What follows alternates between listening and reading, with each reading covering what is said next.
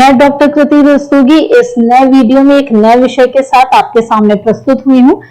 इस वीडियो में जैसा कि बोर्ड में लिखा हुआ है, मैं आपके साथ डिस्कस करूंगी मियावाकी मेथड। इस पद्धति को पढ़ने और समझने से पहले इसकी भूमिका के बारे में बात कर लेते हैं। आज संपूर्ण विषय दो महत्वपूर्ण चुनौतियों से जूझ रहा है, एक आतंकवाद की चुनौती और दूसरी पर्यावरण की चुनौती। यहाँ पर्यावरण की चुनौती इसलिए महत्वपूर्ण है क्योंकि हमारे यहाँ यूएनओ ने सस्टेनेबल डेवलपमेंट प्रोग्राम की बात की है, जो वर्ष 2015 से 2030 के लिए बनाए गए हैं। ये यूएनओ के 193 देशों के लिए अनिवार्य तो नहीं है, बाध्यकारी तो नहीं है, लेकिन ऐसा माना जाता है कि अगर हम सस्टेनेबल डेवलपमेंट के उन 17 लक्ष्यों पे अगर पूरा विश्व मिलकर काम करे तो अवश्य ही हम अपनी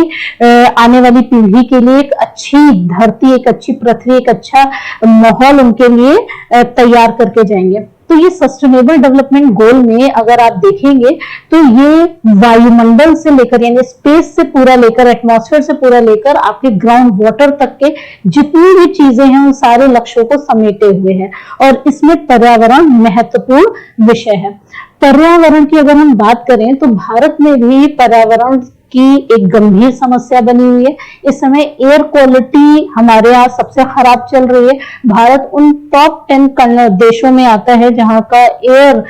यानी उसकी वायु इतनी ज्यादा प्रदूषित हो गई है कि सांस लेने से तमाम तरीके की बीमारियां हो रही हैं। हमारी वन नीति जो रिपोर्ट है वो कहती है कि ऑन एन एवरेज भारत में 33% टोटल लैंड का फॉरेस्ट कवर एरिया होना चाहिए, लेकिन अब तक हमारी जो सबसे बड़ी उपलब्धि रही है वो 23 से 24% फॉरेस्ट कवर एरिया की ही रही है। यानी एवरेज से भी हम बिलो हैं और 24% हमारी सबसे बड़ी उपलब्धियों में से एक है। अब तक की सबसे बड़ी उपलब्धि है कि भारत ने अब तक के फॉरेस्ट कवर एरिया 24% अपने टोटल लैंड का कर लिया है, लेकिन अभी भी मंजिल बहुत दूर है। अब प्रश्न ये उठता है कि हम जंगलों की जो प्रतिशत है उसमें बढ़ोतरी कैसे करें। एक तो ये तरीका हो गया कि आप जंगलों को काटने से रोकें और इसके ऊपर सरकार ने बहुत पहले से ही काम शुरू कर दिया। बहुत सारे ऐसे कानून बनाए गए हैं जिसमें जंगल को काटना कानूनन अपराध की श्रेणी में रखा गया है और इसमें कई तरीके के सजा के भी प्रावधान, जुर्माने के प्रावधान है। लेकिन एक नया तरीका ये भी होना चाहिए कि जंगल को काटने से रोकने के साथ साथ नए जंगल को भी हम क्या करें, प्रोड्यूस करें। अब यहाँ बात है कि नए जंगल कैसे लगे। नए जंगल सामान्यतः तैयार करने में 200 से 300 सालों का समय लगता है, लेकिन एक पद्धति है मियावाकी पद्धति, जिसके जनक जापान के वनस्पति वैज्ञानिक अकीरा मियावाकी हैं। उन्हीं के नाम से ही इस पद्धति का नाम मियावाकी पद्धति रखा गया है। उन्होंने एक ऐसा सफल परीक्षण किया, एक सफल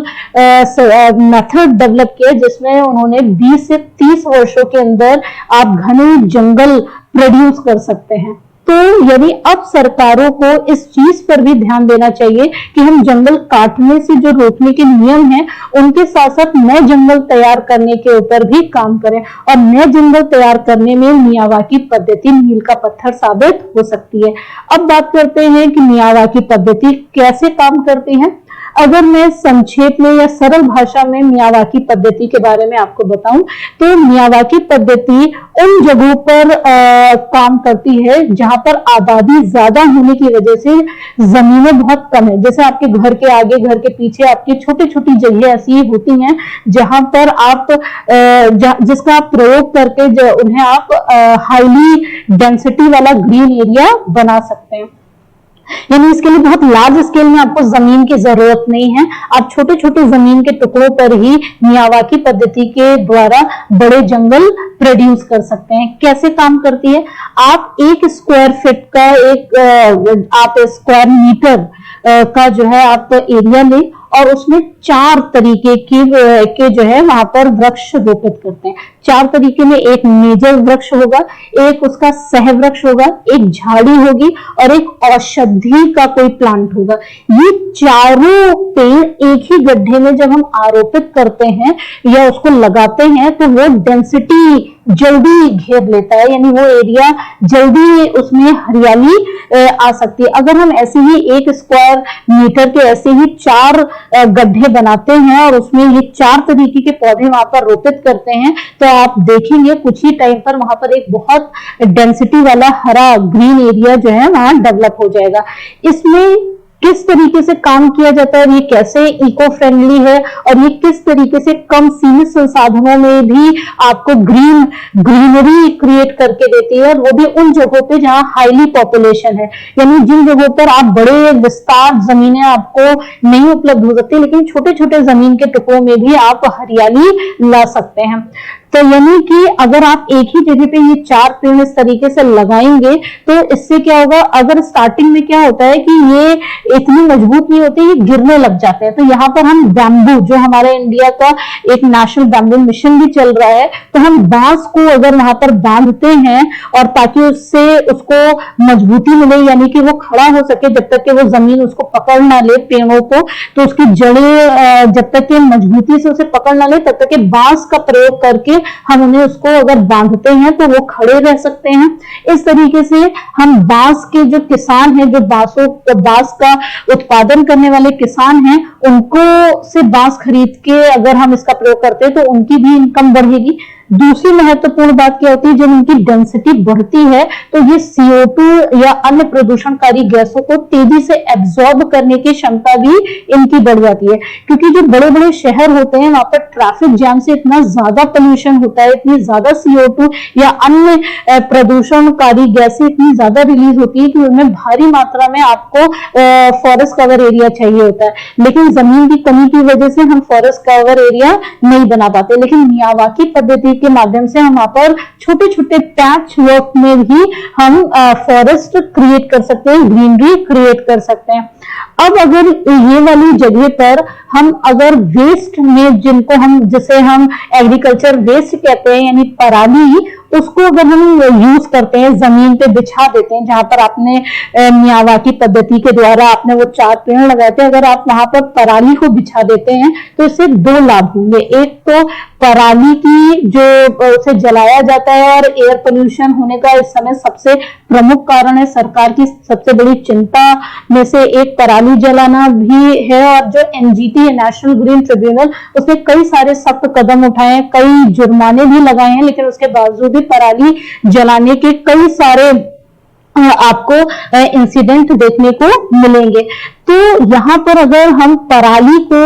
इन मियावाकी पद्धति के द्वारा डेवलप किए गए जंगलों पे बिछाते हैं या जमीनों पे बिछाते हैं, इससे 2 फायदे। एक तो पराली नहीं जलाई जाएगी और किसानों से जब पराली खरीदी जाएगी तो उनको कुछ ना कुछ उसमें मूल्य अदा किया जाएगा, तो उससे वो जलाने की जगह पर उसे बेचना पसंद करेंगे। और दूसरा महत्व क्या होगा कि जब पराली जमीन पे बिछा दी जाएगी तो इससे जो सूर्य मिट्टी की नमी को खींचता है, वो नमी मिट्टी में बनी रहने की वजह से वहां पर सिंचाई की कम जरूरत पड़ेगी, यानी पानी का वेस्टेज भी कम होगा, यानी आप कम पानी में सिंचाई कर सकते हो उस मियावाकी पद्धति के द्वारा जो आपने जंगल लगाए हैं या पेड़ लगाए हैं। और दूसरा इंपॉर्टेंट बात, जब पराली बिछा दी जाती है तो खरपतवार यानी अलग तरीके के और चीजें नहीं उगती, तो पराली का यहाँ पर यूज हो जाने से आप देखेंगे कि दोनों तरीके से लाभ यहाँ हो सकते हैं। तो मियावाकी पद्धति का भी लेटेस्ट प्रयोग उत्तर प्रदेश राज्य में लखनऊ जो उसकी राजधानी है वहां और 16 अन्य शहरों में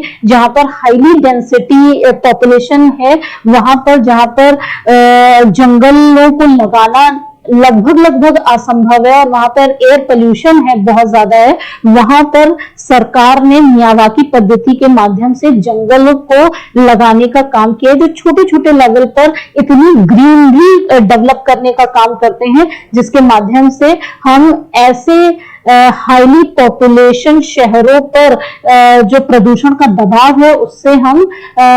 उसको हम वहां पर कम कर सकते हैं। तो ये मियावाकी पद्धति एक बहुत अच्छा एग्जाम्पल है कम समय पे हरियाली को करने का और कई तरीके के पराली जैसी वेस्ट जो एक बहुत बड़ी समस्या है उसका हम यहाँ पर सदुपयोग कर सकते हैं। तो ये टॉपिक पढ़ाने के मेरे दो उद्देश्य थे, एक अवेयरनेस और दूसरा आपके एग्जाम में भी कई तरीके के ऐसे मुद्दों पर प्रश्न पूछ लिए जाते हैं जो पर्यावरण से जुड़े होते हैं। तो आपके पास एक अच्छी पद्धति जो इको फ्रेंडली होने के साथ साथ वेस्टेज फ्रेंडली भी है, तो आपको